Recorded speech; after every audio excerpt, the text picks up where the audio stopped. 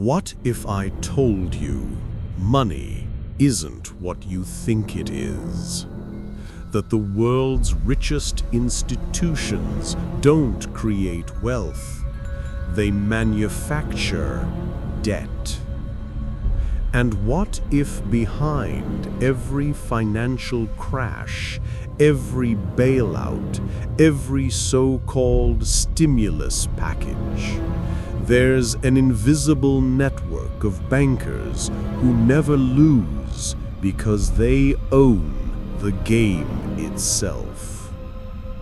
Today we uncover the invisible bankers, how global debt became the most powerful tool of control in modern history, and how it continues to feed a secret elite hidden in plain sight. Our story begins in London in the year 1694. Britain was at war. The crown was broke. A group of private financiers offered a deal. We'll lend you money if you let us issue banknotes in your name. That deal created the Bank of England, the world's first central bank.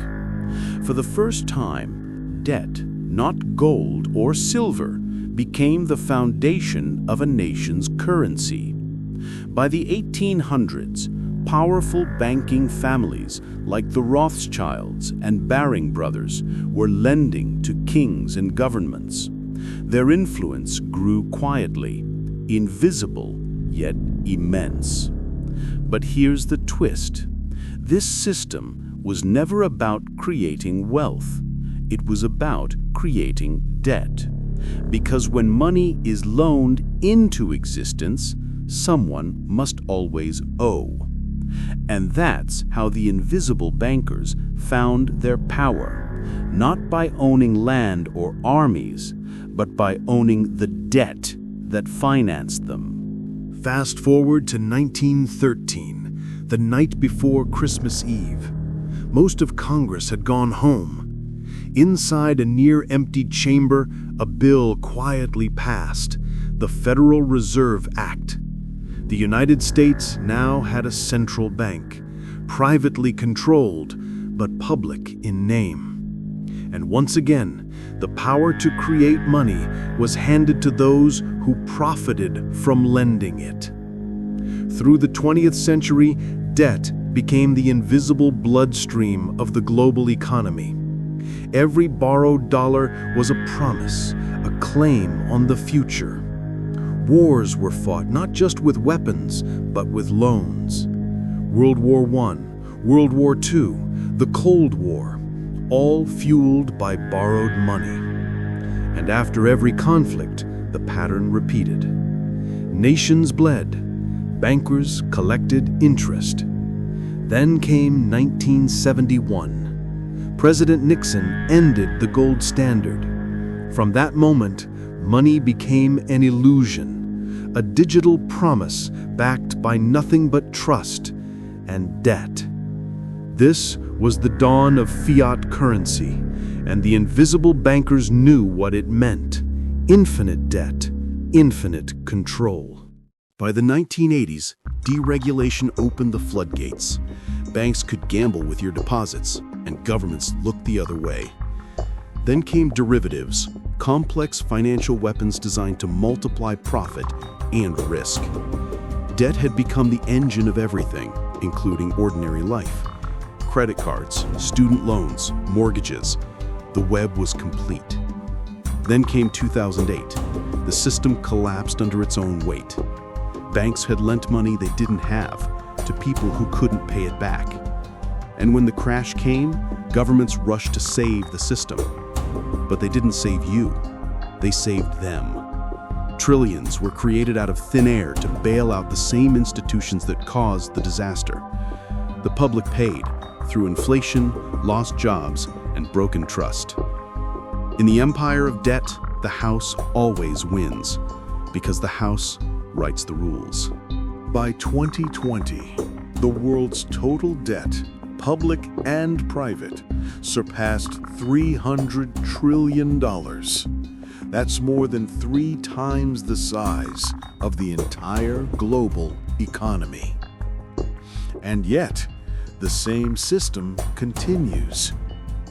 Every solution, quantitative easing, stimulus checks, digital currencies, feeds the machine. Central banks buy government bonds with money created from nothing. That money flows upwards, inflating markets and rewarding those who already own the most. The top 1% now control over half of the world's wealth. Meanwhile, 3 billion people live on less than $6 a day. We're told debt drives growth. But growth for whom?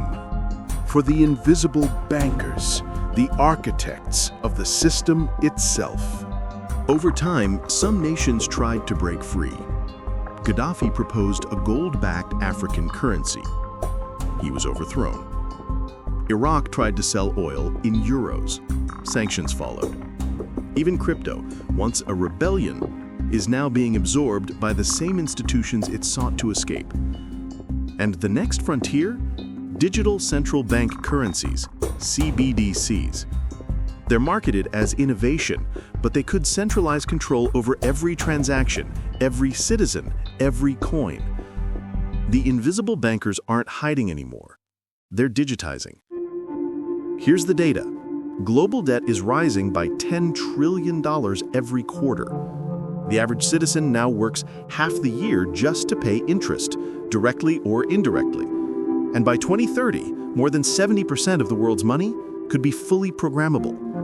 The system isn't collapsing, it's evolving. So, what do we take from all this? 3 truths to remember. First, debt is the modern chain of control. It's not just numbers, it's dependence. The more you owe, the less free you are. Second, financial education is your only defense. When you understand how money is created, you stop being a pawn and start playing the game. Third, the invisible bankers thrive on ignorance. Their power fades the moment you see the system for what it is, a cycle designed to serve the few. They don't need to hide anymore, because most people never look. But you did. If money is debt, who really owns your freedom? This is Dr. Reid, your mind-money mentor. If this opened your eyes, subscribe, share, and comment below with your thoughts. Together, we can pull back the curtain, one truth at a time.